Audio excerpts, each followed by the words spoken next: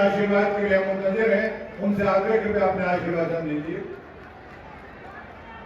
श्री स्वदेश कबीर जी, जिनका बहुत भारी योगदान है इस संघर्ष में, वो अपना आशीर्वाद देंगे।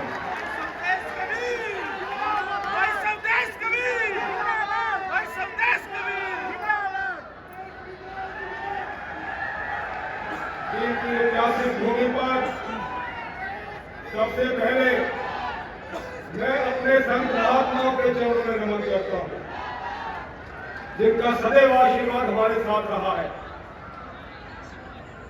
मेरे हजारों की संख्या में पहुंचे मेरे डीएससी समाज के लोगों, आपके चरणों में नमन।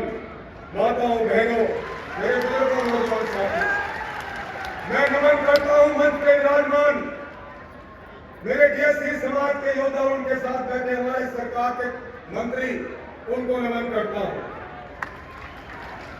आकाश में एक पुंज की तरह विराजमान दैदीप्यमान सितारे, चमकते सूर्य, हजारों सूर्यों की तरह दैदीप्यमान आज आपके बीच बहुत ही महबूब, मिलनसार, लगनशील और आपके हकों की रक्षा करने वाले हमारे बहुत ही क्रांति के योद्धा और हसमुख प्रवृत्ति के क्रोधा हमारे बहुत ही अजीज मुख्यमंत्री से मैं फिर से आपके बीच में तालियों के साथ स्वागत करूंगा।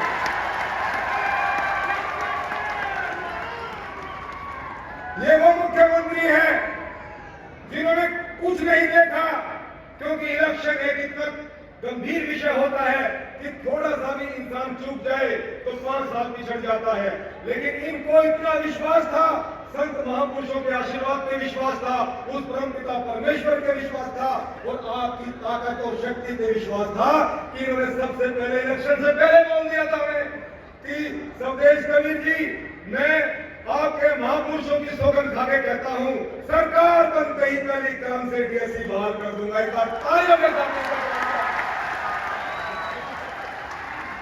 और एक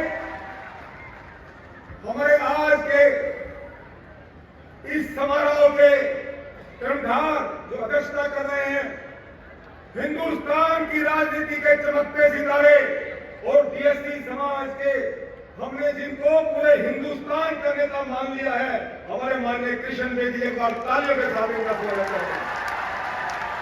आपने विधानसभा में देखा क्या बब्बर शेर की तरह भागे और आपके हकों के लिए, आपके हकूक के लिए अपने मंत्री पद की परवाह न करते हुए आपके लिए आवाज उठा दी।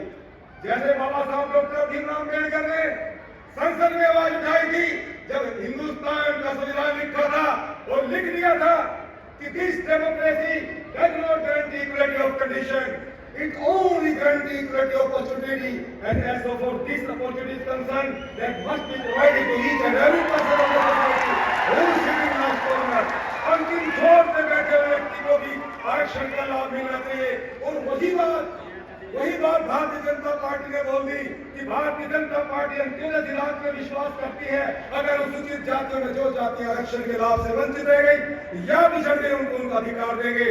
और मैं आपको याद दिलाना चाहता हूं, इसी ऐतिहासिक भूमि पर हमारे हजारों लोगों ने धरना, जुलूस, प्रदर्शन, अनशन, पदयात्राएं, जेल यात्राएं की और भूपेंद्र हुड्डा आज देख ले कि डीएससी समाज को तुमने धूल समझ करके लात मारी थी, उसी डीएससी समाज ने आपकी आंखों में घुस करके आपको उठा कर दिया। और इसी मंच पर हमने कहा था कि हम भूपेंद्र हुड्डा तुझे श्राप देते हैं, तू जन्म तक मुख्यमंत्री नहीं बन पाएगा।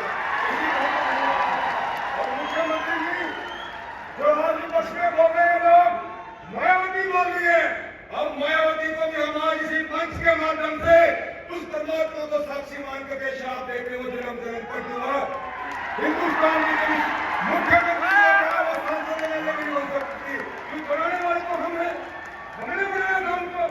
आज मेरे डीएससी समाज के लोगों, मैं आपसे कहना चाहता हूं, नरसिंह सिंह सैनी जी वो हीरे हैं जिनकी चमक दूर दूर तक जाएगी। और माननीय प्रधानमंत्री नरेंद्र मोदी जी जो एक ऐसे संत महात्मा के रूप में आपको प्रधानमंत्री मिले हैं, और पूरा देश, पूरा विदेश उनकी तरफ देख रहा है। जब विदेश के लोग आज शांति भाईचारा चाहते हैं तो भारतवर्ष की तरफ देख रहे हैं। और मैं जाना मैं बोलता हूँ क्योंकि मुख्यमंत्री ने मुझे कहा कि 2 मिनट आप स्वामी जी बोले, तो मैं उनके समय में से बोल रहा हूँ।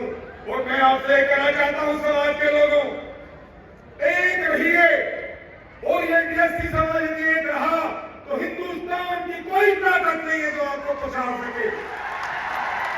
और इसी तक के माध्यम से ऐलान करते हैं मुख्यमंत्री जी, आज से हम भारतीय जनता पार्टी के हो गए और जब तक प्राण रहेंगे शरीर में भारतीय जनता पार्टी के रहेंगे और ये पूरा DSC समाज भारतीय जनता पार्टी का रहेगा। एक बार खड़े होकर के आश्वासन दें मुख्यमंत्री को कि हम आपके हो गए मुख्यमंत्री, आपके बाद एक वोट आपके हो गए। तब ये सब इस इंसान ने हमारे लिए वो काम कर दिया है तो युगों तक तो नहीं कर पाएगा। और दो शब्द बोल करके आपका स्थान ग्रहण करूंगा।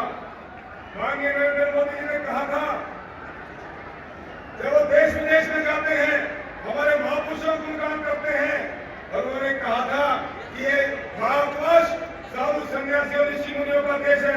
हजारों तपस्या साधु सन्यासी मुनियों ने की है। आज अगर हिंदुस्तान अगर का नाम है तो हमारे साधु महात्माओं के नाम से ही है। और एक बात किसी शायर ने लिखा था, बिड़ा साहब भी बहुत शेरी शायरी कर रहे थे। बिड़ा साहब किसी शायर ने लिखा था कि हालात के कदमों पे कभी कलंदर नहीं गिरता, हालात के कदमों पे कभी कलंदर नहीं गिरता और टूटेगी सितारा तो कभी जमीन पर नहीं गिरता। और गिरते हैं बड़े शौक से समंदर में दरिया, लेकिन समंदर कभी जाकर के दरिया में नहीं गिरता। आप समंदर हैं, आप समंदर हैं। आपके लोग अपनी ताकत को पहचान लिया, आपने अपनी हिम्मत को, अपने जोश और जुनून को पहचान लिया। आपकी ऐसे ही जय जयकारे हो हिंदुस्तान के इतिहास में, आपका नाम आज से स्वर्ण अक्षरों में लिखा जाएगा। क्यों? क्योंकि आज आपने सही मायनों में वोट डालने का संकल्प कर लिया, सीख गए आप लोग वोट डालने के लिए। आज आपके सामने आपका एक मात्र नेता है, वो नेता है श्री नारायण सिंह सैनी जी। इनके नेतृत्व में एक बार मेरे साथ नारा लगा लो, भारत माता की जय, भारत माता की जय। DSC समाज जिंदाबाद, DSC समाज जिंदाबाद, भाई नारायण सिंह सैनी जिंदाबाद। और मैंने पहले ही बोला था नारायण सिंह सैनी जी, आप सैनी नहीं रहे हैं, अब आप वाल्मीकि हो गए, थाने हो गए, खंडी शास्त्री हो गए, हो गए, हो गए, हो गए।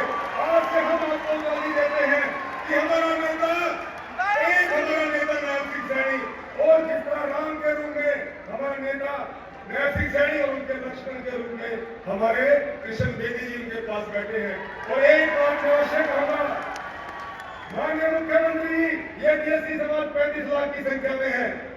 ये हमारे कृष्ण बेदी जी जो बैठे हैं ना, इनको थोड़ी शक्ति और दे दो। आपके पास बहुत सारे डिपार्टमेंट है, बहुत सारे डिपार्टमेंट, आपके पास एक डिपार्टमेंट जोड़ दो। क्योंकि इतनी बड़ी संख्या में हमें संभालना है। और एक मंत्री आपके ऐसे बैठे हैं, माफ करना सभी मंत्रियों को नाम नहीं ले पाता, एक मंत्री ऐसे बैठे हैं श्री अरविंद शर्मा जी, प्रधानमंत्री को, मुख्यमंत्री मनोहर खट्टर को ये DSC समाज तड़प रहा है, अपने अधिकारों से वंचित